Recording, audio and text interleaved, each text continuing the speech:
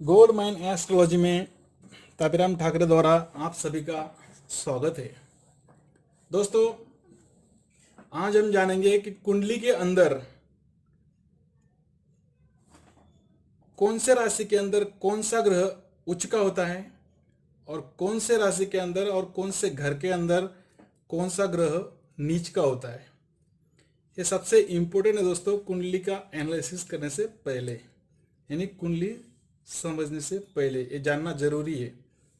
तो अभी हम जानेंगे कि कौन सा ग्रह किस घर के अंदर उच्च का है। तो हमने पहले से ही लग्न चार्ट बना लिया है और लग्न चार्ट बना के उसके अंदर राशियां लगा दी है 1 से 12 तक, बराबर। और उसके बाद ग्रह भी पहले से ही मौजूद कर दिए है, जो ग्रह जिस राशि में, जो ग्रह जिस घर के अंदर उच्च के है। तो दोस्तों, जो पहला ग्रह होता है वो होता है लग्न, और लग्न के अंदर हमने रखा है मेष राशि। तो मेष राशि के अंदर और पहले घर के अंदर सूर्य देव हमेशा उच्च का प्रभाव देते हैं, यानी उच्च के होते हैं। तो जब भी सूर्य देव पहले घर के अंदर रहेंगे, पहले घर में यहाँ पे सूर्य देव लिखा रहेगा तो वो उच्च के रहेंगे। उसके बाद दूसरा घर होता है, दूसरे घर से पहले बताऊंगा कि पहला जो घर है इसके बारे में हमने अगले वीडियो में, जो 2 नंबर का वीडियो है उसके अंदर हमने जानकारी लिया है कि उसके दूसरे घर के क्या क्या जानकारी है, बराबर। तो दूसरे घर के अंदर चंद्रदेव हमेशा उच्च के रहेंगे। वृषभ राशि में चंद्रदेव हमेशा उच्च के रहेंगे। उनके साथ साथ मतलब जब भी राहु यहाँ पे बैठे रहेंगे तो राहु भी उच्च के गिने जाते हैं, ठीक है। लेकिन नीच के कैसे होंगे? जैसे मान लीजिए सूर्यदेव पहले घर के अंदर उच्च के हो गए, बराबर। तो वहां से 7वीं दृष्टि यानी 7वें घर के अंदर, मतलब जिस ग्रह में ग्रह बैठा है, समझो सूर्यदेव पहले घर में बैठा है तो यहां से 7 घर गिनना है। 1 2 3 4 5 6 7, यानी तुला राशि के अंदर सूर्यदेव हमेशा नीच के रहेंगे। 7वें घर के अंदर सूर्यदेव हमेशा नीच के गिने जाएंगे। उसके बाद चंद्रदेव दूसरे घर के अंदर उच्च के होते, उसी के साथ साथ 7वीं दृष्टि यानी 7वें घर के अंदर यानी अष्टम भाव में नीच के गिने जाएंगे। उसके बाद राहुदेव भी दूसरे घर के अंदर उच्च के होते हैं। जब भी राहुदेव 7वीं दृष्टि यानी 7वें घर के अंदर यानी 7वीं दृष्टि यानी 8वें घर के अंदर आएंगे तो नीच के गिने जाएंगे। तीसरा घर यानी मिथुन राशि में राहु उच्च के होते हैं। सारी दुनिया मिथुन राशि का राहु को अच्छा मानती है, लेकिन हमने पाया है कि कन्या राशि का जो राहु होता है वो बहुत उत्तम होता है। उसकी जो थॉट प्रोसेस है काफ़ी अच्छी होती है, कई गुना तीसरे भाव से ऊपर होती है। यानी जो तीसरे घर का उच्च का राहु मानते हैं उससे कई गुना अच्छा छठे भाव का राहु होता है। चलो कोई बात नहीं, ठीक है। तो जैसे तीसरे घर में राहु उच्च के हुए, उसी के साथ साथ सप्तम दृष्टि यानी सप्तम भाव यानी सॉरी तीसरे से 7वीं दृष्टि यानी नवम भाव के अंदर वो नीच के गिने जाएंगे। उसके बाद गुरु, चौथे घर के अंदर गुरु हमेशा उच्च के रहेंगे। वही से सप्तम दृष्टि यानी 7वां घर दशम भाव के अंदर गुरु हमेशा नीच के रहते हैं। उसके बाद बुध कन्या राशि और छठे घर के अंदर हमेशा उच्च के गिने जाते हैं। बुध की खासियत है दोस्तों, जब भी पत्रिका देखे तो सबसे पहले बुध देखे।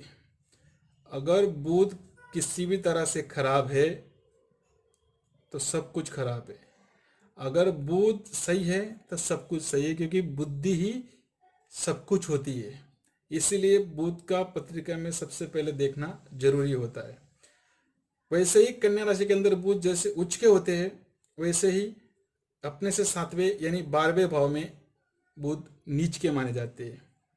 अभी हम देखेंगे 7वां घर यानी तुला राशि, 7 नंबर तुला राशि के अंदर और 7वें घर के अंदर शनिदेव हमेशा उच्च के होते हैं और अपने से सातवें यानी मेष लग्न में शनिदेव हमेशा नीच के गिने जाते हैं। उसके बाद अष्टम और नवम भाव में जिस तरह राहु वृषभ और मिथुन में उच्च के होते हैं, उसी तरह वृश्चिक और धनु में यानी अष्टम भाव और नवम भाव में केतुदेव उच्च के माने जाते हैं। उसके बाद मकर देव सॉरी मकर राशि यानी मंगल देव मकर राशि में उच्च के माने जाते हैं और काफी बेहतरीन माने जाते हैं। जिस किसी के घर में दसम भाव में मंगल होगा और ऐसा लड़का जन्मा होगा, लड़की जन्मी होगी, तो मानिए साक्षात उनके घर नारायण पधारे है, इस तरह की प्रिडिक्शन निकलती है।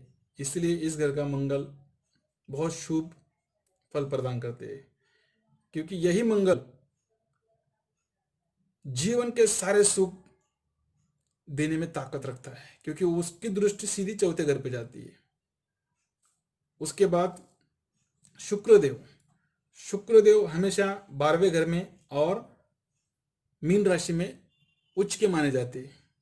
तो इसी तरह जो हमने देखे कि 12 राशियों के 12 घरों के अंदर राशियां है और उसमें हर ग्रह कहीं उच्च के है तो कहीं नीच के है, ये हमने अभी समझ लिया।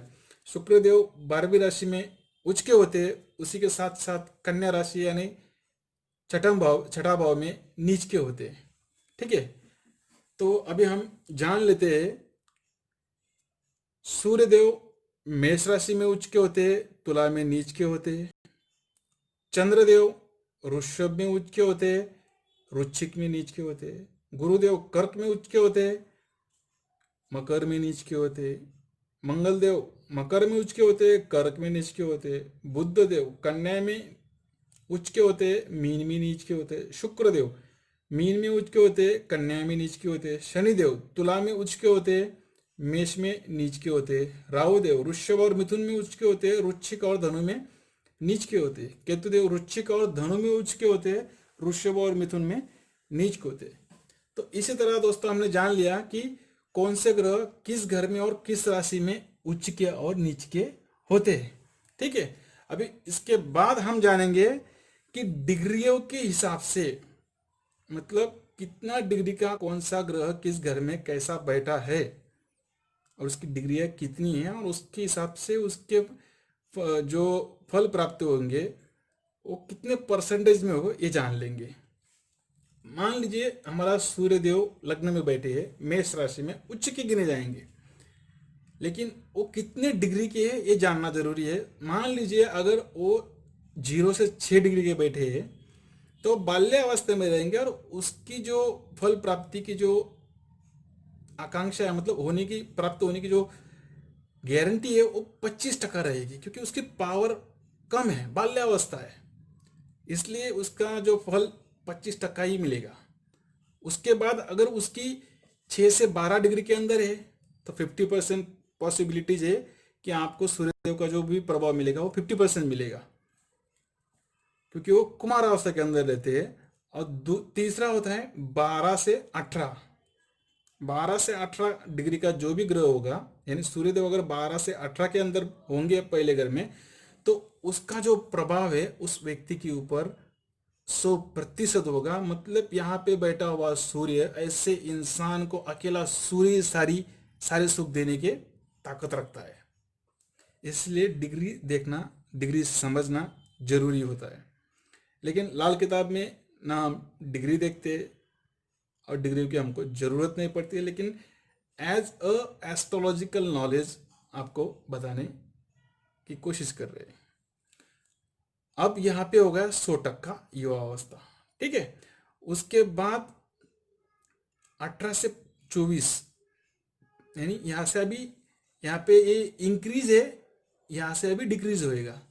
तो 18 से 24 में अगर डिग्री का होगा सूर्यदेव तो 50% उसके फल प्राप्त होंगे, और 24 से 30 डिग्री के होंगे तो यानी रुद्ध अवस्था के अंदर, यानी उसके अंदर पावर ही नहीं है, उसके अंदर पावर ही नहीं है, तो वो हिसाब से ही उतना ही फल प्राप्त होगा। इसलिए ये डिग्री समझना जरूरी होता है। अभी तो मुझे लगता है दोस्तों आपको समझ चुका होगा कि ग्रह किस हिसाब से उच्च के होते हैं, किस राशि के हिसाब से घर के हिसाब से उच्च के होते हैं और किस घर के हिसाब से और राशि के हिसाब से नीच के होते हैं। अगर हमारी जानकारी आपको अच्छी लगी होगी, समझ में आई होगी, तो कमेंट बॉक्स में कमेंट कीजिए और हमारा वीडियो शेयर कीजिए, लाइक कीजिए और हमारा चैनल सब्सक्राइब करना ना भूलिए। नमस्ते।